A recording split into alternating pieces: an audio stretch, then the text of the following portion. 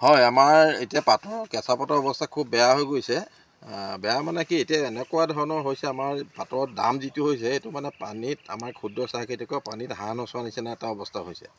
এতিয়া বেছিভাগ মানে বটলিপ ফেক্টৰী পাতৰ দাম আপোনাৰ 11, 12, 13, 14, 15 এই ধৰণৰ দাম দিবলৈ ধৰিছে।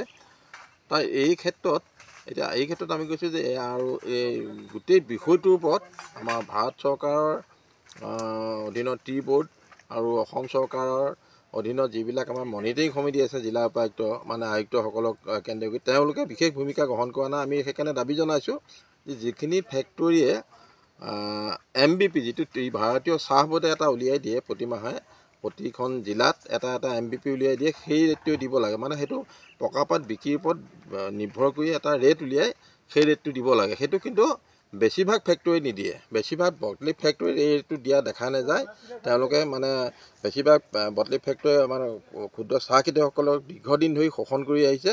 সেইকাৰণে আমি দাবী জনাইছোঁ ভাৰতীয় চাহ বোৰ্ডে তৎকালীনভাৱে যিসকলে MVP দিয়া নাই বা যিসকলে অতি বেয়া ৰেট দি আছে, 12, 13, 15 এই ধৰণৰ ৰেট দি আছে, সেই ফেক্টৰীবিলাকৰ লাইচেঞ্চ ছাছপেণ্ড কৰিব লাগে। আৰু পৰৱৰ্তী সময়ত যদি তেওঁলোকে মানে সঠিকভাৱে আৰু শুধৰণি নহয়, তেতিয়া পাৰ্মানেণ্টলি তেওঁলোকৰ ফেক্টৰী মানে লাইচেঞ্চ ছাছপেণ্ড কৰিব লাগে। আমি সদৌ অসম ক্ষুদ্ৰ চাহ খেতিয়ক সন্থাৰ তৰফৰ পৰা দাবী জনাইছোঁ।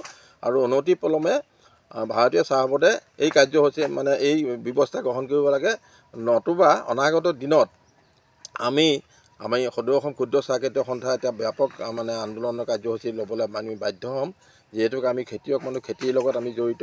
কিন্তু আমাক মানে এই ধৰণৰ দাম দি সেইখিনি বটলিপ ফেক্টৰীয়ে যি শোষণ কৰি আমাৰ গোটেই চাহ ইণ্ডাষ্ট্ৰিটোক ধ্বংস কৰাৰ কাৰণে মানে এটা অপচেষ্টা কৰি আছে, সেইসকলক আমি সাৱধান কৰি দিছোঁ। আৰু ভাৰতীয় চাহ বোৰ্ডক দাবী জনাইছোঁ, এইসকল মানে অসাধু যিসকল ফেক্টৰী আছে, বটলিপ ফেক্টৰী আছে, তেওঁলোকক এই ধৰণৰ কাৰ্যকলাপৰ বাবে তেওঁলোকৰ লাইচেঞ্চ ছাছপেণ্ড কৰিব লাগে উন্নতি মানুহ।